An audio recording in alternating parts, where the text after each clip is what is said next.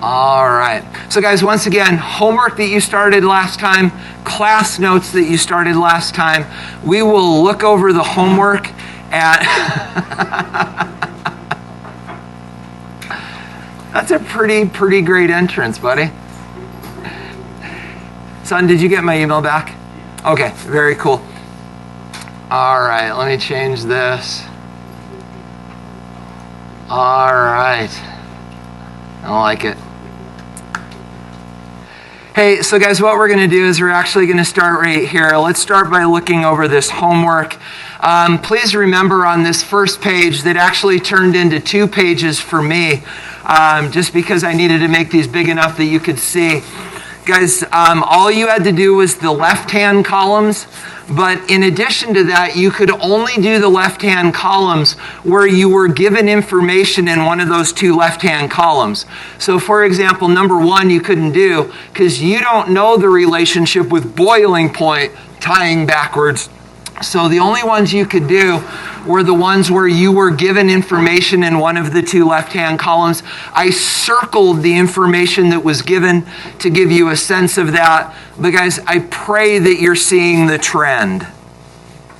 The arrows in the first 2 columns always go the same direction, simply meaning that if you've got molecules with low polarities, that means they have weak intermolecular forces. They're not very sticky. Molecules with high polarities have high, strong intermolecular forces. They are very sticky, and today we're going to talk about how that changes the behavior of these substances.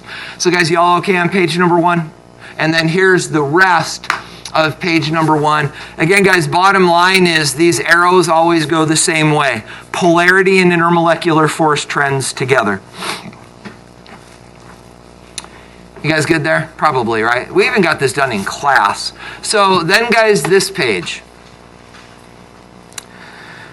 The first 4 of these you should have been able to do all on your own, drawing Lewis dot structures, and then drawing arrows, your polarity arrows.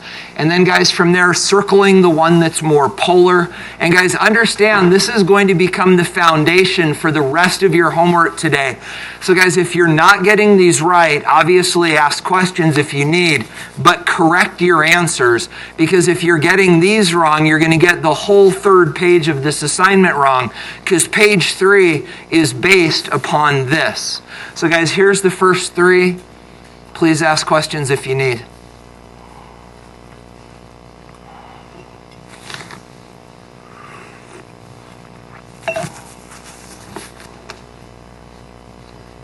You guys okay? You're all good? Okay, let's look at the second part of these. So guys, starting on number 5 and on number 6. On number 5, you should have been able to come up with the Lewis dot structure of this simply because it was right out of your class notes, which we'll start on in a minute. This guy, way beyond your ability to come up with the structure. And then both of these, you would not be asked to draw them. So remember what I told you in class. Lift their Lewis dot structures off of the answers and then draw in the rest of it. And then guys, down here, let me draw it. This one in number 6, I don't know why I can't get this to look proper. But guys, number 6 should actually look like this. It should be a carbon, and then this thing should be all surrounded with hydrogens like so. So guys, that's what that last one in number 6 should look like. I don't know why it's not showing up. So guys, there you have it. That's what you needed to get done for today. Anything there you need to talk about, realizing this is where we're going to start today, and you need to have this as foundational understanding. You guys all good? Ryan, you guys good? You guys good? Jessica, you're good? I didn't know if you're, did you have questions? I didn't. Oh, we're just like, we were confused about the propanol and acetone because on there it's just switched. It's switched? Well, on ours it's listed the acetone first and then the propanol. Like you put the acetone. Hold on, I'm confused because this says acetone and that is acetone. Yeah, and this is propanol and that's propanol. I did the exact same molecule because I couldn't find Oh. any of the stuff for it. So But obviously the answers, right? Always a good reference. So are we okay? Because I'm not sure what you're saying. Oh, no, we just thought if they were flipped, but they weren't. But I'm okay, right? Did I screw up? I'm getting nervous. You good? You guys all good? Can we go? Okay, so guys, here's what we're going to do. Do not put this assignment away. I mean, you could slide it to the side if you want to, but in about 30 minutes, we're going to come straight back to this, and you're going to finish up pages 1 and 3. So have it at the ready, and then guys, grab your class notes where you left off last time. We'll reconnect with that in just a second. But before we do, we need to talk a little bit about one other thing. So let me see here. I got to get rid of this and put this away. Yep, that worked. And clean this up and get rid of that and bring this over. All right. Hey, so guys, we didn't forget to talk about, I chose not to talk about and then forgot to mention we weren't going to talk about it. I know that's weird. We talked about we would get together and have a conversation about grade averaging, and we were going to do that on Thursday. But what happened was Miss Call and I started to put together the document that we were going to use and didn't like it. And so we refined it a little bit, and now we're ready to go. So guys, this is the scoop with grade averaging.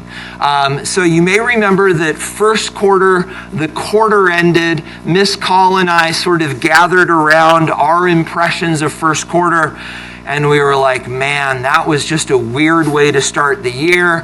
COVID happened. We were in that weird AKLZ situation. People were getting quarantined left and right. It caught all of us, including me, off guard. So guys, you may remember we started second quarter and we said, all right guys, we've learned from our first quarter experiences. We now know how to make this better. Let's make this better. And as a part of that, we offered you the opportunity to take your first quarter grade and your second quarter grade and average them together with the thoughts that maybe your first quarter grade was not representative of your academic abilities, but it was just the result of some of the craziness from first quarter. Well, guys, now's the time to follow up on this. So I'm looking right here, but I'm not going to click on the link. But down here, guys, you'll notice that it says grade averaging. I am not going to hand you a paper. It's going to be your responsibility to print this. But guys, I would like to show you how this goes. And by the way, if you did not fill in the paper during second quarter that said, yes, I would like to take advantage of grade averaging, I will still offer you this opportunity. So guys, if your average grade could bring up your first quarter grade, I'm more than happy to engage in that with you. You just have to go figure it out. So guys, this is how this works. This is the document that you're going to turn into me. And guys, this is going to be due on Thursday. If you don't get it to me Thursday, you miss the opportunity. But here's the way that this goes. You're going to obviously name and period, and then you're going to go out on Skyward, and you are going to access your grades.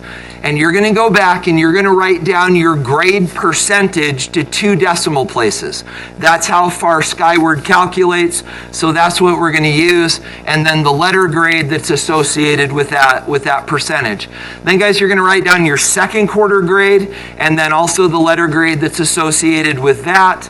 And then guys, finally what you're going to do is you're going to average the two. So you're going to take your first and second quarter decimal letter grades and you're going to average those two, and then you're going to come down here to our grade scale and you're going to figure out, okay, what is my grade average, and then what letter grade does that give me? And guys, if this letter grade is better than your first quarter grade, then your first quarter grade is going to go up when you turn in that paper to me. Does that make sense? Now guys, please be careful here. Use this grade scale to figure out what your grade would be and not the school-wide scale. If you don't know this, our grading scale is more generous than the school-wide scale. For the school, the lowest A is a 93. For us, the lowest A is a 92. So guys, don't use the school-wide scale. Use ours, because ours is more generous and it will benefit you in that way. So guys, you need to print these out, you need to do the math, and you need to bring them to me on Thursday. Yeah. Oh, just like that. Yep. And significant digits. Yeah, so, and seriously, that's the case. You're going to round. So when you do your rounding, you'll go 2 decimal places, and then you'll round to 2 decimal places. And yep, you got it. Yep. So guys, what else? What other thing? Anything here that you need to talk about? You guys all okay? Yeah. School's grading average is 94. It's higher than It's actually 93 this year. Yeah, here, let me show you. I thought it was 94 as well, but then let me show you what I see. So when I go into Skyward, and I can't show you Skyward because it'll have everybody's grades, but when I go into Skyward, oh, wait a second. I won't be able to see it because I overwrote it. But when I went in and did the override, it was 93. Yeah, you should check and see, but I really think it is 93 now. Yeah, so, all right. So guys, anything there that you want to talk about relative to grades or grade averaging stuff? If you have questions, let me know. All right. So guys, this then is where we're going to wrap up our day. What I would encourage you to do is grab your notes from, well, you need to grab your notes from last time. And then what you're going to want to do, guys, is the last thing that's in your notes. Here, let me reorganize my slides. This will make more sense. So, guys, the last thing that was in your notes, or it should be a page in the notes that starts like this. So you've got CH4, CH3OH, and water. And then from there, you should have all of this. All of this information should be present in your notes. Remember, we talked about, and all of this was in homework, didn't have questions, just a second. But you should have the Lewis dot structures. You should have them in order least, mid, and most polar, and all that information should be there. Yeah? So we draw the previous No, you don't need those. The only reason that we drew these is because it allowed us to redraw these if we needed to. So guys, you all caught up with me? You okay? Because understand, this is going to become the foundation for everything that we're doing today. So, do you need any assistance to get these all up to speed? You're good? Okay. Then guys, let me help you make the connection and we're going to get started. Here we go. Make sure you're comfortable with this idea. So guys, this molecule is not very polar. So what do you know about its intermolecular forces? Weak or strong? Weak. Low polarity, low intermolecular forces. Guys, this molecule is the most polar, water. So what will be true of its intermolecular forces? Strong. And then CH3OH is somewhere in the middle. So its intermolecular forces, its stickiness will be somewhere in the middle. Is that okay? Okay, so this thing, guys, is where we're at. I would write this down as a subheading in your notes so that you know where this is going. So guys, today what we're going to do is we're going to connect intermolecular forces with physical properties. So here's how this is going to go. On the next slide, I'm going to lay out for you all the stuff that we're going to talk about in the next 20 to 30 minutes. I'm going to give you definitions. I'm going to give you structures and concepts. I'm going to lay them all out. And then, guys, we're going to play with all of these, some in person, some on the screen. But we're going to fiddle around with these and make sure you get the idea. Then you'll get some time to work on your homework. And then, guys, Thursday we're in lab. You know how long it's been since we've actually been next door? I think it's been since October. It's been a long time. You guys all caught up? All right, so guys, here we go. These then are the things foundationally that you need to understand. So first of all, what are intermolecular forces? If you're not clear on this, you may want to write it down again. But guys, intermolecular forces are just attractions between polar molecules. I think you're also comfortable with this idea. The strength of intermolecular forces within a substance is dependent upon polarity, but it determines its physical properties. This may be worth writing down. So guys, the strength of intermolecular forces determines the properties of a substance. Is it a solid? Is it a liquid? Is it a gas? Does it melt? Does it boil? Does it dissolve? all sorts of crazy stuff, and it all has to do with the strength of the intermolecular forces, which relates to polarity. So guys, what I'm going to do is I'm now going to lay out for you the list of physical properties that we're going to talk about, and then we're just going to pick these off one at a time.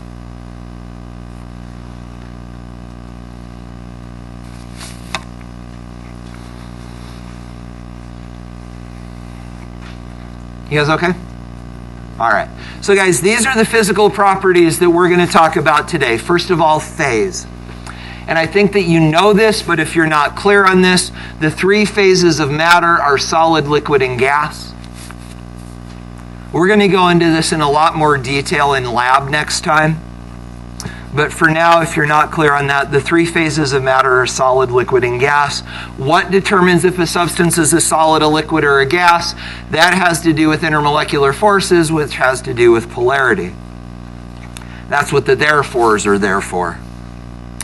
All right, then guys, we're going to talk about, for the rest of the day, properties of liquids. We're going to put solids and gases to the side, and we're going to talk about properties of liquids. And there's actually three properties that we're going to talk about.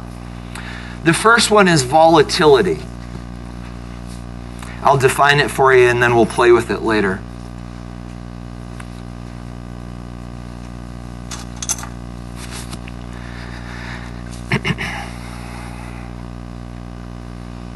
So guys, I suspect you probably don't know, so let me define it for you. Guys, volatility is the ability to evaporate. So like cooking oil is not terribly volatile. You can spill cooking oil on a kitchen counter and it won't evaporate. If you spill water, it will. Yeah. That's what it means. Why is it like used in regards to explosives? Yeah, because volatile means ability to change quickly. In this case, we're talking about phase, but if something is volatile, it can also be explosive because it changes quickly. People can also be volatile. Not a great way to pick a spouse. You haven't heard that term applied to people? That girl is really volatile. Like, don't get near her, she's going to blow up. Never mind.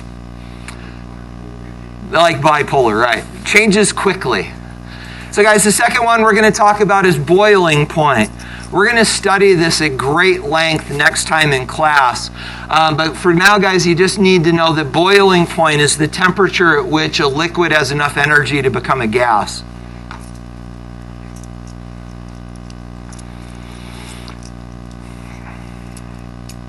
And then, guys, there's two more properties that we're going to talk about. I'm going to present them to you separately, but in a minute, we're going to talk about them as one bigger idea. So the other liquid properties that we're going to talk about are cohesion. Let me zoom into this. And guys, cohesion comes from the word cooperate. And when we cooperate within something, we're working together. So guys, cohesion is an attractive force that exists within a substance.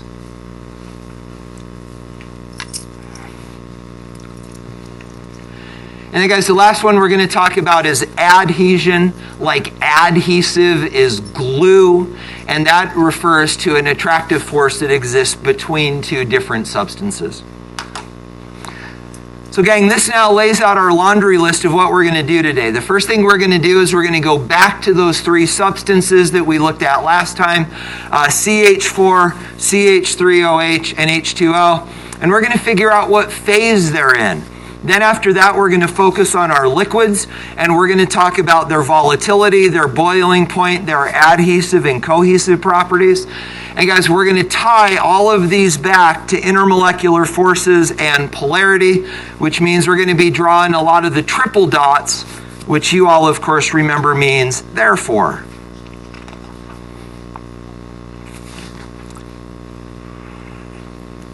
So guys, let me zoom out. Let me make sure you got all these ideas gathered together. And guys, this really does provide our checklist for today.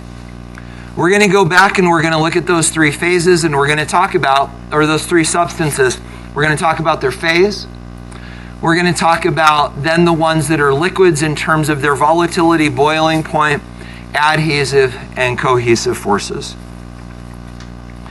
And that's going to do us. You guys all set? Not quite?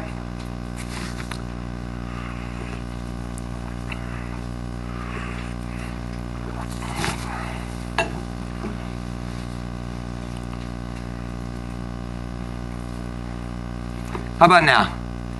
Can we play with these ideas? All right. So guys, before we get started, let's do this. Let's remind ourselves about our three molecules. And I built a couple of them, but these should be in order from left to right. Guys, in your notes, CH4 is on the left, correct? And then CH3OH is in the middle, and then water's on the right. Are we good? Okay. So guys, here we go. The first thing that we're going to do is we are going to talk about the phase that these exist in. Please don't write anything down until I tell you to. But here's the thought. And guys, you need to follow this logic. The first one that we're going to look at is CH4. So guys, the question is this. If we get a big old collection of CH4 molecules together, so not one CH4, but if we get millions and millions and millions, or 6, if we get a bunch of CH4 molecules together, are these molecules polar? No. Therefore, do they have intermolecular forces? No. Therefore, do they stick together? No. Therefore, what do they do when they're out there hanging out in nature? And guys, the answer is this. Let me show you an actual sample of CH4. Are you ready? Here it comes. Guys, CH4 is Bunsen burner gas. So right now, billions of CH4 molecules are coming out of this Bunsen burner tap. But guys, when they come out of the Bunsen burner tap, why do they come out and then go like this? Because that's literally, can you smell it yet? Guys, that's literally what they do. When they leave that tap, they fly out into the room and they spread all out. Why do they do that? Because they don't have any attraction. And therefore, they spread out. And what phase do these dudes exist in? Gas. So guys, that is always true. Let's write this down. Anytime you have a molecule with no polarity, it will therefore have weak intermolecular forces or no intermolecular forces, and therefore it will be a gas. And guys, this works in both directions. Anything that you know is a gas will also have no intermolecular forces and therefore no polarity.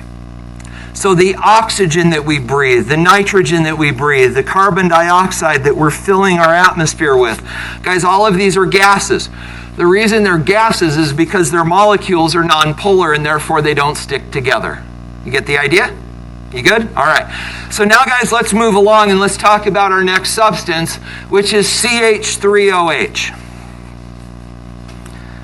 So the same question applies. What if we get a big old sample of CH3OH molecules?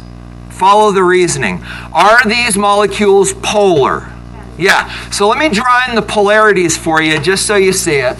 So guys, this one's polar this way, this one's polar this way, this one's polar this way, this one's polar this way, and this way. And guys, what do those polarities do?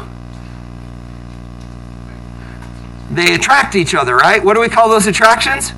Intermolecular forces. And guys, when those molecules attract each other, they stick together. So is this going to be a gas? No. Guys, it's actually this. This bottle contains absolutely no water. And guys, I know that in your world, if you've got a clear, colorless liquid, it's got to be water. But guys, there is absolutely no water in here. The only thing that's in here is actually a bunch of these molecules. By the way, guys, this is what is called methanol. This is not the alcohol that is in beer and wine and stuff like that. To make that alcohol, actually what you have to do is this. This is the alcohol that actually exists in beer and wine and things like that. The thing that makes it an alcohol is the OH. But when there's only one carbon, it actually looks like this. But guys, again, that's the only thing that's in there are these molecules. There's no water whatsoever. By the way, if you drink this, you go blind. Did you guys learn about that in history class?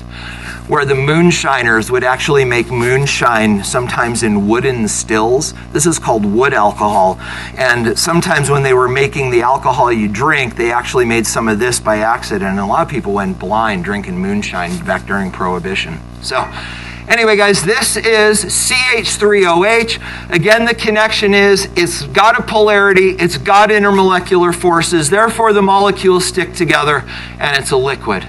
Are you sold on the idea? Okay, so let's include it in our notes.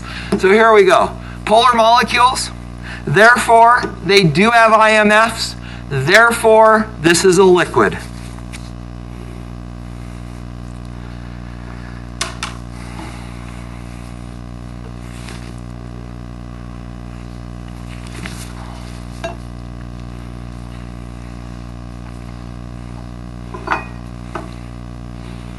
Guys, okay? Let's now talk about water. No surprises here. Guys, what if we get a bunch of water molecules together? Well, again, is water polar? Yes. Does it have intermolecular forces? Yes. Do they stick together? Yes. Is it a gas? No. And obviously, we all know that water is a liquid. This is distilled water. We know that water is a liquid. The reason it's a liquid is because the molecules are polar, therefore they stick together. You've already written this down, so you don't need to write it again because we've got polar, IMFs, that's a liquid. You guys sold on the idea? So guys, we're done with this. We have already talked about our three samples, CH4, CH3OH, and water. What did we leave out? Solids. Guys, we are not going to do solids, but we can talk about it because I think you can figure it out. Guys, what has to be true if a substance is a solid? Even more attraction, right? So what would be true of the polarity of those molecules? Even more polar. So guys, think, for example, the molecules that make up our tables, right? Solids or whatever. Guys, the particles inside of solids are even more polar, but the other thing that makes them solids is they're even bigger molecules. So things that form solids are large polar molecules that stick together and form solids. But we're not going to show you an example, frankly, because they're just so big, they're hard to draw and fit in our notes. Do you get the idea? Okay, so you're connecting polarity to intermolecular forces to phase. Good? Okay, so guys, here's then what we're going to do. We've got ethanol. Oh, poop, I took them apart. Okay, so ethanol is there. We're done with CH4 because that's a gas. And guys, water. So for the rest of the day, what we're going to do is we are going to focus in on liquids. So guys, this you should include in your notes as your next subheading, properties of liquids. And we're just going to do these in order: volatility, boiling point, adhesion, and cohesion. So guys, the first one that we're going to do is volatility.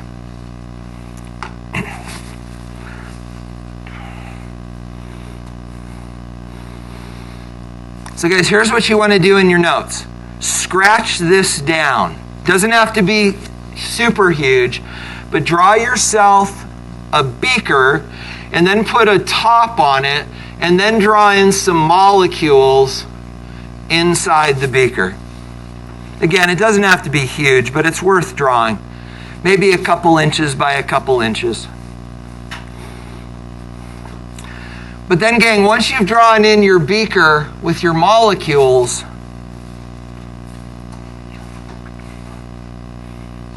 draw in the arrows.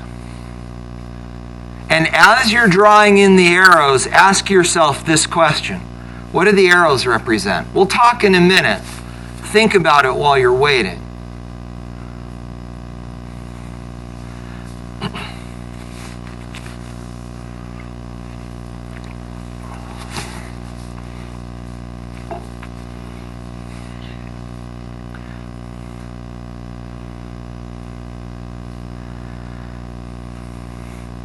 I hadn't even thought about this. This year is an especially good year to talk about alcohols because we all bathe ourselves in it like 11 times a day.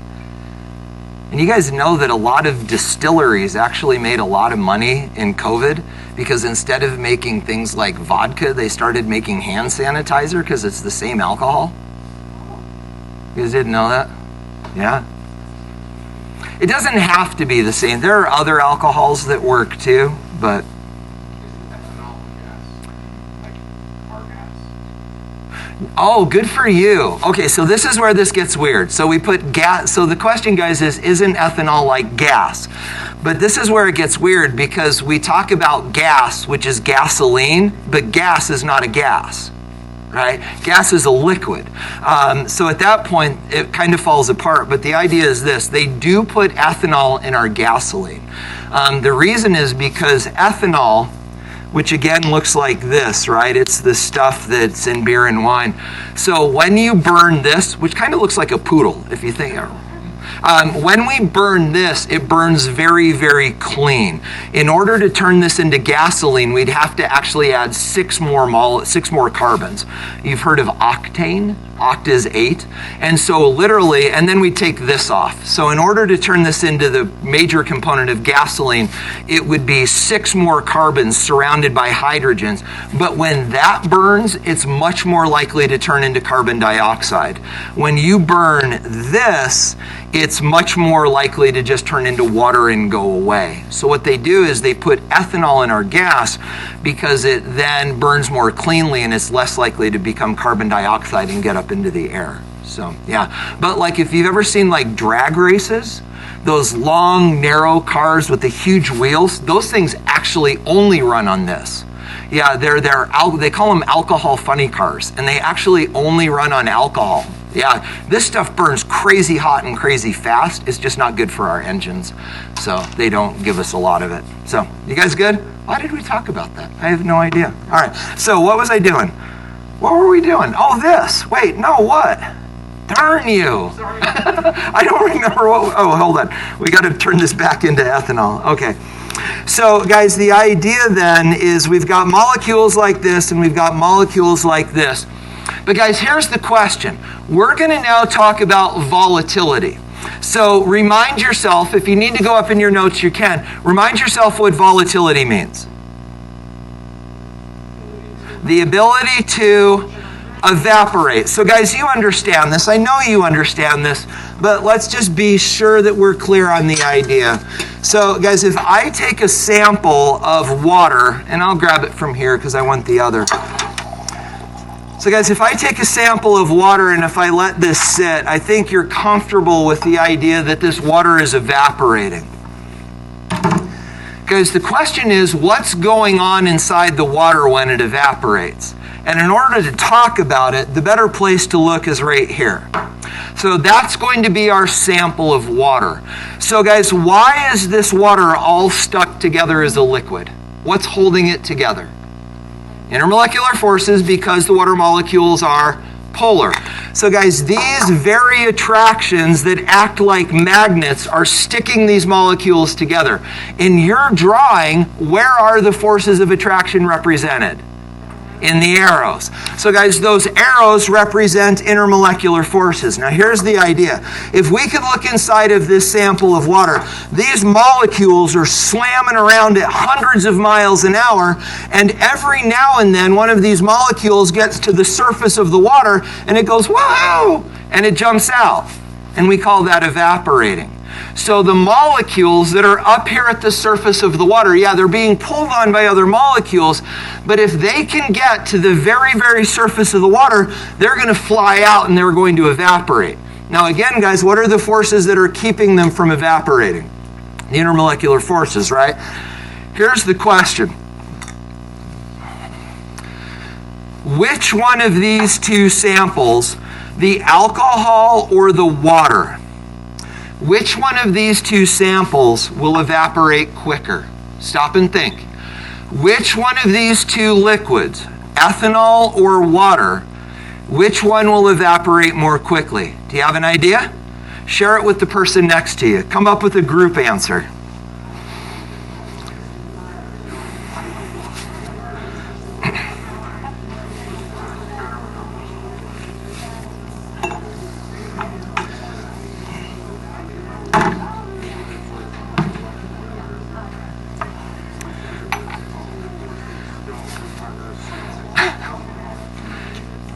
You guys come up with an answer?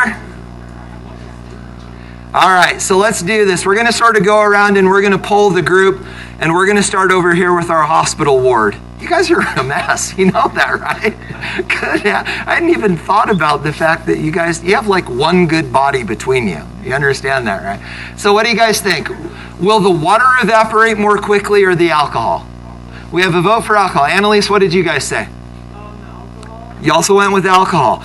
Guys, let's just do this show of hands in groups. How many think the alcohol will evaporate more quickly? Oh, wow. What about the water? You guys are so bright. I just gave away the answer, though. Pooh. So, guys, why will the alcohol evaporate more quickly? Go ahead, Ryan. It's least polar. And therefore, see how we're using therefore? And therefore, It means that it doesn't have enough attraction to keep it together. good for you. Did you guys similar thoughts? Because what I want to do is I want to show you.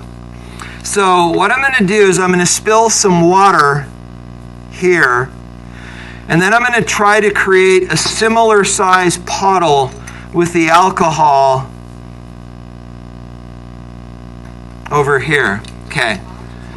Yeah, now guys, we know that these are both evaporating, right? But they're not evaporating very quickly because they don't have a lot of surface area, and the only ones that can evaporate are the ones that make it to the surface. So to speed this up a little bit, I'm just going to spread them out, and I'm going to give them a little more surface. Guys, if you can't see this, you may want to stand up. Yeah, can you see what the alcohol's doing? As I rub my hand over the alcohol, you can actually watch it evaporate. Because this water is gone nowhere, and the alcohol's almost gone. And if we wait for a couple more seconds, guys, you're going to see that this alcohol, you can actually watch it. I shouldn't do this with COVID, but if you blow on it, you can actually watch it disappear. And guys, the alcohol, whether you can see this or not, is almost gone, and this is going to be wet for the rest of the class period. So guys, why does the alcohol evaporate more readily? Least polar and therefore weaker intermolecular forces. So guys, let's tie that together then as a thought, and relative to volatility, because remember, volatility is ability to evaporate. So which one's more volatile, the water or the alcohol? Alcohol. So guys, it goes like this. Molecules like alcohol that have low polarities, they're polar enough to be a liquid, but they're still relatively low polarity. Guys, these things have weaker intermolecular forces, and therefore they have higher volatilities. The alcohol's gone. And then the opposite is true as well. Molecules with higher polarities, like water, have stronger intermolecular forces and therefore lower volatilities. Guys, can you picture filling this out when you do page 1 of your homework? Can you picture polarity, IMF's volatility? Guys, volatility is the one that goes opposite of intermolecular forces. Notice polarity and IMFs always go the same. We established that before. High polarity, high IMFs. But that will be a low volatility. Those ones trend opposite. You guys good? Okay, so guys, let me see how I did this. I think I may have the drawing in my next page. Let me make sure. I do. Okay, so can I go on? Okay, so guys, the next one we're going to do is boiling point. But we're going to come back to our drawing.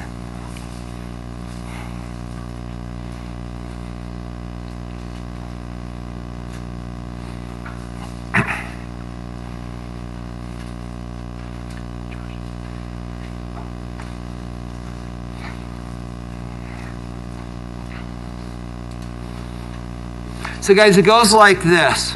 We understand that when a liquid evaporates, 1Zs and 2Zs, these molecules come out of the top of this thing. What's it look like when it's boiling?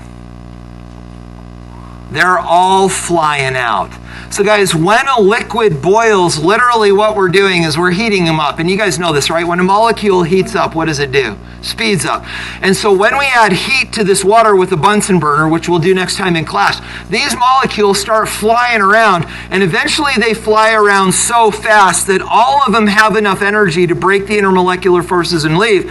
And they're just waiting their turn to get to the top, and they're going, pew, pew, pew, pew, pew, pew, and eventually they're all gone and it boils dry. So guys, that's the idea of boiling point. Boiling point is the temperature at which these dudes have enough energy that they all can break the intermolecular forces, and they're just waiting their turn to leave. So guys, here's then the question. Alcohol and water. Water, alcohol. Guys, which one of these will boil at a higher temperature, the alcohol or the water? Why the water? Stronger IMFs, harder to break, higher temperature to get them to boil. So guys, our idea is that the water will have a higher boiling point. By the way, guys, what temperature does water boil at in Celsius? 100 degrees? You guys know that, right? It's 212 Fahrenheit, but it's 100 Celsius. So guys, water boils at 100 Celsius. Will methanol boil above or below that? Below. And it's actually this. Guys, this alcohol boils at about 65. You don't need to know that. But you do need to know that the boiling point of this alcohol is lower. So let's dig into it. The relationship then goes like this. If you have a molecule with a high polarity, this has strong intermolecular forces, and it will boil at a high temperature. And then obviously the opposite are true as well. Lower polarity, lower intermolecular forces boil at a lower temperature. So guys, we got 3 more minutes and we're done. Y'all good?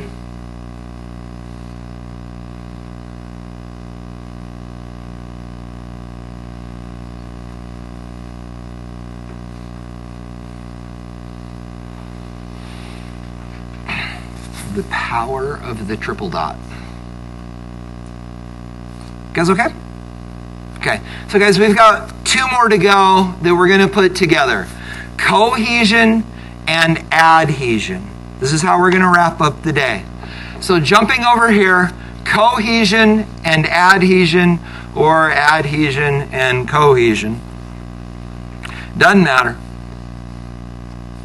But guys, just to remind ourselves so you don't have to look up into your notes, one of these is within a substance and one of these is between substances.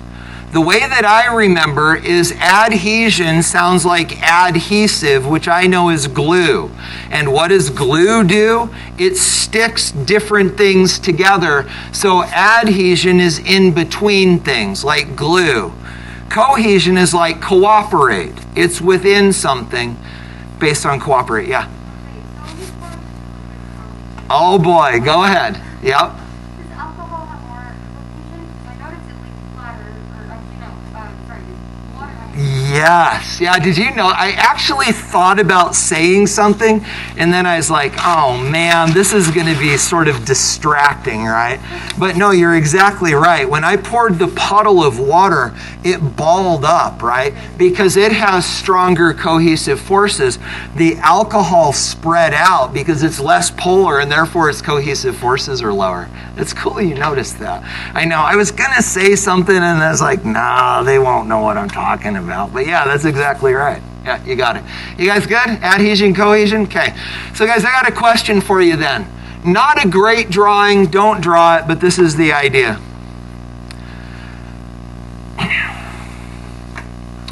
So guys, what we've got here is a test tube or a graduated cylinder. And you may remember when we put water in a graduated cylinder, it forms this dip, which we call what? Do you remember? The meniscus? All right, yeah. Guys, here's the question.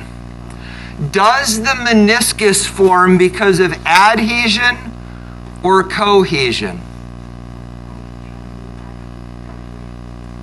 Guys, to answer the question, what we're going to do is we're going to zoom in to the interface between the glass and the water molecules. And you'll notice it should be red and white, but they went blue and red. But the idea is this. This is the interface between the glass and the water. So guys, why does the water get sucked up the side of the glass and make the dip? Is that adhesion or cohesion? Is it a force within the water, or is it a force between the water and something else? Yeah, it's adhesion. So guys, what's happening is the water molecules are polar, so are the glass molecules. Guys, how do you know glass molecules are polar? There's a solid. And so we've got polar glass molecules, we've got polar water molecules. Those two attract each other, and they get sucked up the side of the glass, and that forms the meniscus. So that's an example of adhesion. Is that okay? So guys, if that's adhesion, let me show you cohesion. Oh, water strider. You guys ever seen these things? You understand that that bug is not floating. Water striders are actually much more dense than water. You throw a water strider in water and that sucker sinks to the bottom and drowns and dies. This thing is not floating on the water. It is literally walking on the water. So guys, how does that work? Well, if you can imagine the picture that you drew before, remember guys, we've got these water molecules on the surface of the water, and they are attracting each other. That's what keeps it from evaporating and boiling. But guys, when they attract each other, it forms a skin. And that skin on top of the water, do you know the name of that skin on the water? It's called surface tension. So guys, this force is called surface tension, and it's actually strong enough that things like water striders can literally walk on the surface of the water because they spread out their weight over all their big long feet, and they're actually able to walk on the water without breaking through. It's called surface tension. Guys, surface tension is an example of cohesive forces because the molecules are sticking to each other. Does that make sense? So now let me ask you a question. Tori, what are you doing? Could a water strider walk on a puddle of alcohol? Why not? Yeah, not enough surface tension. Why not? Low cohesion, low intermolecular forces, low polarity. So guys, we now need to make the connection. So what is the connection between polarity and intermolecular force? And then adhesion and cohesion, it goes like this. Strong polarity, strong intermolecular forces, strong adhesion and cohesion. Which brings up a question I don't know the answer to. Will alcohol form a meniscus in a graduated cylinder? Let's find out. I don't know. I've never tried it. This is like science. I really have no idea. It should a little, just not as much. You guys finish writing that stuff down and then we'll play with it. I really have no idea. Won't this be fun? Okay, maybe not, but we'll pretend. This thing's still wet. All right, Tori, my turn.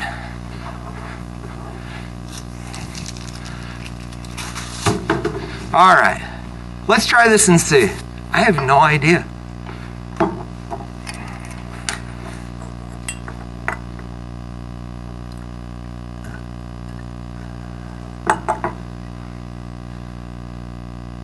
Gosh, barely. All right, you ask the question. You can, don't drink it.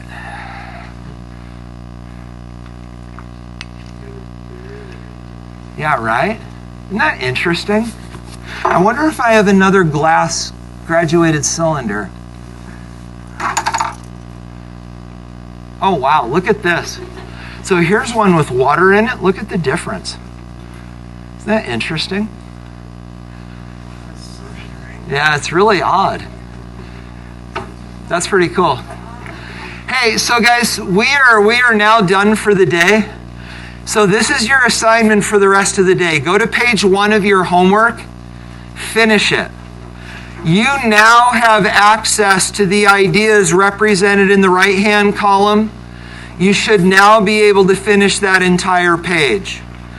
Before you do, though, guys, please go to page 3 in the homework with me.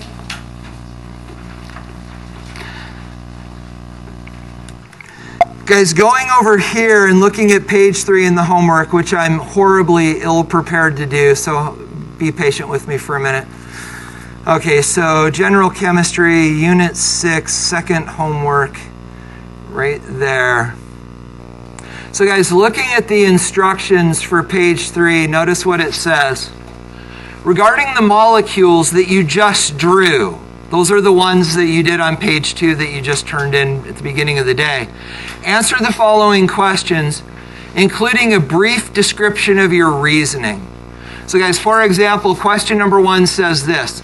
Regarding set 1, which one will have stronger cohesive forces? So guys, in order to answer that question, we need to go back here and look at set 1. So guys, looking at set 1, we've got methyl chloride and we've got methyl bromide. But the question is, which will have stronger cohesive forces? So guys, strong cohesive forces, is that weak or strong intermolecular forces? Strong intermolecular forces. Strong intermolecular forces, is that high or low polarity?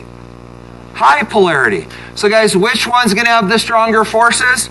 The one that's more polar, or the methyl chloride. So on that third page, we would say methyl chloride will have the stronger cohesive forces because it's more polar. Do you get the idea? So guys, all of these answers are also on the wall. We will review these on Thursday, and then we'll go to lab on Thursday. Please set a reminder, or however you're handling this. You have a homework assignment, the one that we just looked at, that you need to record tonight. Guys, I have not recorded yet your first homework assignment of the day, of the unit. Frankly, I just took the weekend off, and I didn't even look at it. So I'm actually going to do that right now. So guys, you have the next 15 minutes. You should probably be able to get this homework assignment done, and that'll do us for today. Guys, if you want to see these graduated cylinders, they're up. That's really interesting. That's super cool. If you're curious to see, you're welcome to come look. Let me know if I can help.